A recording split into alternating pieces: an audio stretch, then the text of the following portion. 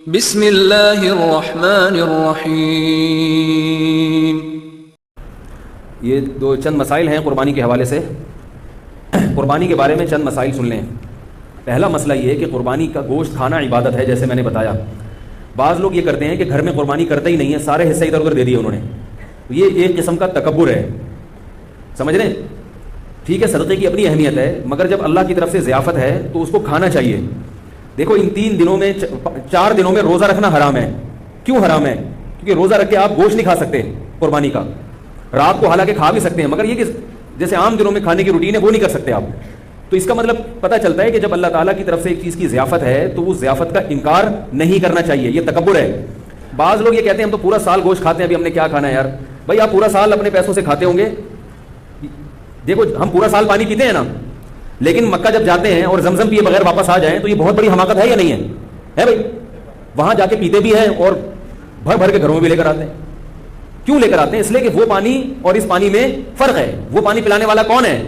اللہ ہے، یہ بھی اللہ ہی پلا رہا ہے، مگر اس کی نسبت اللہ اپنی طرف نہیں کر رہا، اس کی نسبت اللہ اپنی طرف کر رہے کہ میری طرف سے آفر ہے یہ تمہیں۔ تو اس میں جو برکت ہے وہ اس پانی میں نہیں ہو سکتی۔ برکت نہ بھی ہو بھائی، ہم تو اللہ کی طرف سے ضیافت ہے، تو تبھی نبی نے فرمایا کافر جو ہے وہ زمزم پیٹ بھر کے نہیں پیتا اور مسلمان زمزم پیٹ بھر کے پیتا ہے۔ کافر اتنا پیے گا جتنی ضرورت ہوگی، کہ پیاس ختم ہو گئی اب کیا؟ مسلمان کہتا ہے نہیں بھائی اور پیوں گا، پیٹ بھر کے پیوں گا میں، اللہ پلا رہا ہے۔ نہیں آ رہی میرا خیال ہے بات سمجھ؟ تو اسی طرح آپ سارا سال ٹکے بھی کھاتے ہیں، ہمیں پتہ ہے آپ کھاتے ہیں، کوفتے بھی کھاتے ہیں، کباب بھی کھاتے ہیں، وہ آپ کھاتے ہیں، وہ کسائی آپ کو جو دے رہا ہے، اس گوشت کی نسبت کس کی طرف ہے؟ اللہ کی طرف۔ نبی صلی اللہ علیہ وسلم نے 63 اونٹ اپنے ہاتھ سے نہر کیے اور سب میں سے تھوڑا تھوڑا چکھایا آپ نے، حالانکہ آپ صلی اللہ علیہ وسلم کھانا نہیں کھاتے تھے، بہت کم کھاتے تھے۔ تو اس لیے ایسا نہ کیا کریں، وقف بھی کریں تو پھر گھر میں بھی کریں۔ اگر آپ نے صدقے کی قربانی کرنی ہے تو پھر ایک حصہ صدقہ کر دیں اور ایک حصہ، مطلب کہ گھر میں گوشت آنا چاہیے، کہنے کا مقصد ہے تھوڑا آئے زیادہ آئے، گھر میں بہرحال آنا چاہیے۔ پھر بے شک غریبوں کا بھی حق ہے، غریبوں کے لیے جو مالدار لوگ ہوتے ہیں وہ زیادہ قربانی کرتے ہیں، کہ اتنے حصے غریبوں میں بانٹ دیں گے اور ایک آدھ حصہ گھر کے لیے رکھ لیں۔ تو گھر میں کچھ نہ کچھ گوشت لازمی آنا چاہیے، سمجھ رہے ہو؟ دوسرا مسئلہ، فقہا نے لکھا ہے کہ جو غریب آدمی ہو یا اس کے اہل و عیال زیادہ ہوں، اس کے لیے افضل یہ ہے کہ وہ صدقہ نہ کرے قربانی کا گوشت۔ نہیں آ رہی میرا خیال ہے بات سمجھ؟ کیونکہ اللہ کی طرف سے ضیافت ہے، تو جب آپ غریب ہیں، آپ پورا سال گوشت نہیں کھا سکتے تھے، تو بچوں کا حق، بیوی بچوں کا حق پہلے ہے۔ بعض لوگ سخاوت کا دریا بن جاتے ہیں، گھر میں بچوں کو اتنا نہیں مل رہا اور وہ سارا انہوں نے بانٹ کے، تو بھائی وہ پہلے، یہ غریبوں کے لیے ہے۔ میرا خیال ہے ہمارے یہاں اللہ کا شکر ہے کوئی ایسا غریب ہے نہیں، لیکن اگر کوئی بیٹھا ہوا ہو تو اس کے لیے بتا رہا ہوں۔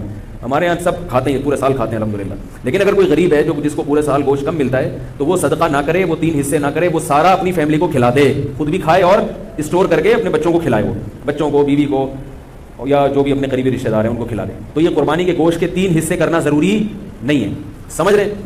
باقی عام آدمی کے لیے حکم کیا ہے کہ گوشت کے 3 حصے کر دے، ایک حصے کو صدقہ کر دے، ایک رشتہ داروں میں بانٹ دے اور ایک حصہ خود کھا لے۔ یہ جو رشتہ داروں والا حصہ ہے، اچھا یہ 3 حصے بھی ضروری نہیں ہے، اگر پورا ہی خود بھی کھا جائیں گے تو کوئی گناہ نہیں ہے، ٹھیک ہے؟ بہتر ہے کہ ایک حصہ، کیونکہ قرآن کہہ رہا ہے کلوا منہا واطعموا البائس الفقیر، خود بھی کھاؤ اور فقیروں کو بھی کھلاؤ۔ تو قرآن کے حکم کو فالو کرنا چاہیے، 1/3 کو کیا کر دینا چاہیے؟ غریبوں میں بانٹ دینا چاہیے۔ اب غریب کی ڈیفینیشن کیا ہے؟ یہ ایک نیا موضوع ہے، تو بہرحال جو آپ کو غریب لگتا ہے آپ اس کو دے دیں۔ باقی رشتہ داروں کا حصہ جو ہے، تو رشتہ داروں میں اگر قربانی ہو رہی ہے تو نہ دیں ان کو، ٹھیک ہے نا؟ اگر ہو گئی نہیں ہو رہی تو پھر ان کو دے دیں، تو یہ ہوتا ہے۔ باقی 2 حصے آپ رکھ لیں، ایک حصہ بانٹ دیں، ایسا بھی ٹھیک ہے۔ دوسرا مسئلہ قربانی کا یہ ہے، بہت اہم مسئلہ ہے، کہ جس جانور میں 7 آدمی شریک ہوں یا 6 آدمی یا 4 آدمی یا 3 آدمی، اس کے گوشت کو تول کر تقسیم کرنا لازم ہے، اندازے سے تقسیم کرنا حرام ہے۔ بعض لوگ کہتے ہیں ہم سب راضی ہیں تو کیا ضرورت ہے؟ بھائی راضی کا مسئلہ، گوشت سودی اموال میں سے سودی، دیکھو 10 روپے دے کے 11 روپے لے سکتے ہو کسی سے، چاہے وہ دل سے بھی دے رہا ہو، پھر بھی نہیں۔ تو گوشت کی ایک بوٹی بھی کہیں زیادہ چلی گئی تو یہ سود ہو جائے گا۔ اب یہ فقہی مسئلہ، یہ علماء جانتے ہیں، آپ کو میں سمجھانا مشکل ہے۔ ایک بوٹی بھی زیادہ چلی گئی تو کیا ہو جائے گا؟ سود۔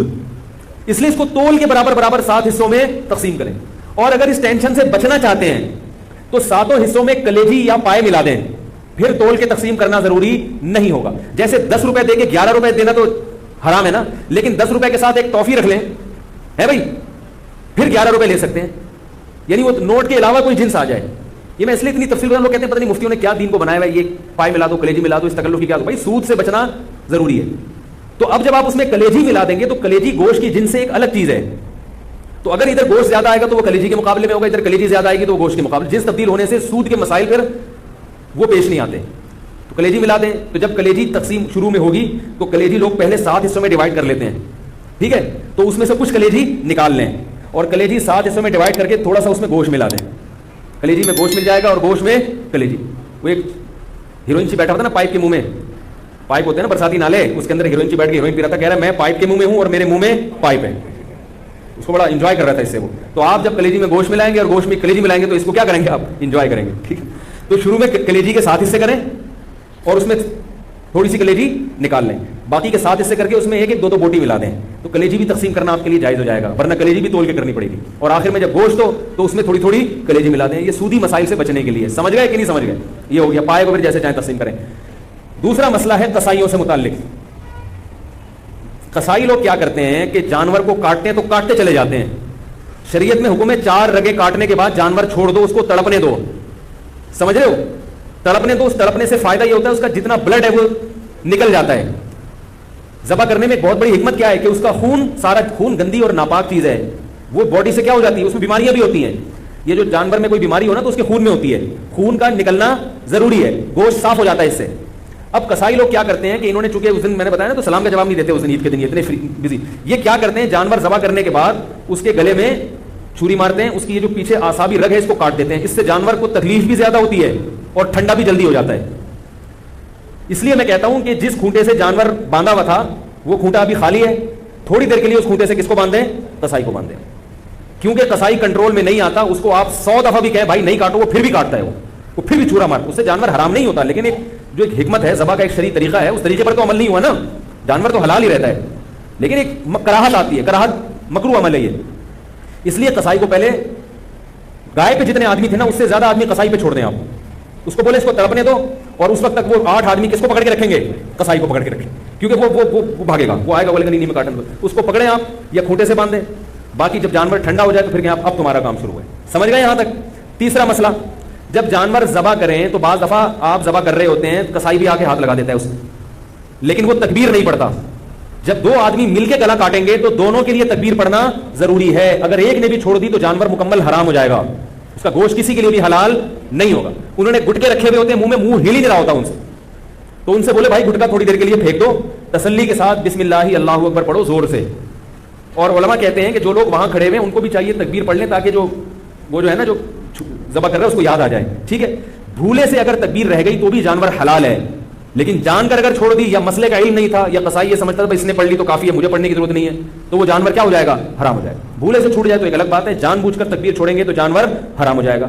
البتہ آپ 4 رگیں کاٹ چکے تھے, پھر قصائی نے چھری ہاتھ میں پکڑی ہے, پھر کوئی فرق نہیں پڑتا, پھر وہ تکبیر نہ بھی پڑھے تو جانور کیا ہے, حلال ہے. تو شروع کی رگیں جو ہے نا جب کٹتی ہیں تو اس میں تکبیر کا پڑھنا ضروری. آج کل یہ فارمی مرغی والے بھی تکبیر نہیں پڑھ رہے, تو میں نے کئی دفعہ پکڑا ہے, ان کو جا کے پکڑا کریں, ان سے بولے زور سے بولا کرو. ویسے تو باتیں چیخ چیخ کے کرتے ہیں, جب اللہ کا نام لینے کا ہوتا ہے تو پتہ نہیں نام ہی نہیں لیتے وہ. تو انہوں نے بھی گٹکے رکھے ہوئے ہوتے ہیں منہ میں, ان کے پاس اتنا ٹائم نہیں ہوتا کیونکہ گٹکے کے ساتھ تکبیر پڑھنا بڑا مشکل کام ہوتا ہے, ٹھیک ہے نا. میں نے گٹکے والوں سے اس کی تحقیق کیا, کہتے ہیں پان بھی منہ میں تو سلام کا جواب نہیں دیتا, وہ تکبیر کہاں سے پڑے گا. ابھی کچھ دن پہلے میں جا رہا تھا, کسی سے موٹر سائیکل والے سے راستہ پوچھا, اس کے منہ میں گٹکا تھا, تو پورا گٹکا اس نے منہ سے پھینکا ہے میری خاطر. اس کے بعد اس نے وعلیکم السلام کہا اور پھر مجھے ایڈریس بتایا. میں نے کہا دیکھو یہ حالت ہے. تو اللہ کا نام لینا ہے زور سے, ٹھیک ہے. اور جانور خود ذبح کیا کریں, قصائی سے باقی کام کروا لیں آپ. نبی صلی اللہ علیہ وسلم نے خود جانور ذبح کیا, صحابہ خود جانور ذبح کیا کریں, یہ عبادت ہے. اور علماء کہتے ہیں کہ جس سے جانور ذبح ہوتا ہے نا اس سے بھی انشاءاللہ اس گوشت میں کیا آتی ہے, لذت اور برکت. تو آپ خود کریں. اگر قصائی نیک آدمی ہے تو ٹھیک ہے, اس سے کروا لیں. قصائی میں نیک بھی ہوتے ہیں, برے بھی ہوتے ہیں, ہر طرح کے لوگ ہوتے ہیں. اور بہتر یہ کہ آپ کا جانور ہے تو آپ چھری خود چلائیں. بعض لوگوں کا دل بہت نرم ہوتا ہے, چھری نہیں چلتی ان سے, تو ان کو چاہیے چھری چلائیں, کیونکہ اسلام اتنے دل کی نرمی کو پسند نہیں کرتا. اگر اتنا نرم دل ہوگا تو آپ اپنے ملک کی حفاظت نہیں کر سکتے. آئی بات سمجھ میں؟ آپ اپنے دین اور ملک دشمن لوگوں سے لڑ نہیں سکتے. جو ایک صاحب تھے بڑے نرم دل تھے, وہ گائے خود ذبح نہیں کرتے تھے, کہہ رہے ہیں مجھے کچھ ہوتا ہے. جب انہوں نے پڑھا نا کہ اسلام میں ایسا حکم ہے تو پھر وہ خود ذبح کرنے لگے. انہوں نے کہا یار تھوڑا دل مضبوط کرنا ضروری ہے, ٹھیک ہے. اور عورت بھی ذبح کر سکتی ہے, جو خواتین ہیں اگر وہ گھر میں قربانی کر رہی ہیں تو وہ خود ذبح کریں, جس کا حصہ ہے وہ خود ذبح کریں, یہ زیادہ بہتر ہے. سمجھ رہے؟ باقی خواتین جب وہ ذبح کریں نا تو فوراً چھری کہیں چھپا کے رکھ دیں, ورنہ کسی وقت آپ بھی ذبح ہو سکتے ہیں. کیونکہ جب ایک دفعہ ان کا ہاتھ چل جائے نا, ہم کو اچھا ہم تو یہ بھی کر سکتے ہیں, ابھی تک تو ان کو یہ ہے کہ ہم تو گلا کاٹ ہی نہیں سکتے کسی کا, تو اس لیے وہ چھری فوراً چھپا کے رکھ دیں. سمجھ رہے؟ تو یہ ہو گیا قربانی کا ایک مسئلہ. جو جانا چاہیں بھائی جا سکتے ہیں, میری طرف سے اجازت ہے, میں نے نہیں بٹھایا. نماز صبح 7 بجے ہوگی, ٹھیک 7 بجے بھی نماز جنازہ یہ ہم کرتے ہیں تاکہ جو ہے نا. اچھا دوسرا مسئلہ جلدی جلدی میں بیان کر دوں تو یہ مسئلہ ہو گیا گوشت تقسیم کرنے کا مسئلہ ہو گیا اور قصائی کا مسئلہ ہو گیا. دوسرا جانور میں 7 حصے ضروری نہیں ہے. 7 کا مطلب ہے زیادہ سے زیادہ 7 آدمی, 6 بھی برابر ہو سکتے ہیں. لوگ 6 آدمی گائے میں شریک ہے تو وہ 7واں تلاش کر رہے ہیں. بھائی کوئی بات نہیں, 6 برابر حصوں میں ڈیوائڈ کر دو اس کو. 5 آدمی ہیں تو 5 برابر حصوں میں ڈیوائڈ کر دو. 4 ہے تو 4, 1/4 ایک کا, 1/4 دوسرے کا, 1/4 تیسرے کا, 1/4 چوتھے کا. 2 ہے تو 2 آدھی گائے ایک کی, آدھی ایک. صاحب نے مجھے کہا کہ ہم 2 بھائی ہیں, گائے لی ہم نے تو 3 حصے میرے ہیں, 3 اس کے ہیں, ایک کسی کا نہیں مل رہا. تو میں نے کہا بھائی آدھی آپ لے لو, آدھی اس کی. انہوں نے کہا اچھا پھر ہم 6 حصے کرتے ہیں, 3 میں لے لیتا ہوں, 3 وہ لے لیتے ہیں. میں نے کہا اتنی ٹینشن کی کیا ضرورت ہے 6 حصے کرنے کو, اللہ کے بندے سیدھا 2 حصے کیوں نہیں کرتے؟ آدھی ایک کی ہو گئی, آدھی دوسرے کی ہو گئی. اب آدھی میں یہ نہیں کہ پچھلا والا پورشن اس کا اگلا, ایسا نہیں, آدھی مطلب پوری میں جو آدھی. تو اس طرح سے یہ چند موٹے موٹے مسائل تھے. کوئی اور مسئلہ پوچھنا ہو تو پھر میری کال ٹائمنگ 5 سے 5:30 ہے, اور جامعۃ الرشید میں JTR میڈیا ہاؤس کے نام سے 8 سے 7:45 بجے لائیو مسائل کا سیشن چلتا ہے, اس میں بھی رابطہ کر سکتے ہیں. سبحانک اللہم و بحمدک, نشہد ان لا الہ الا انت.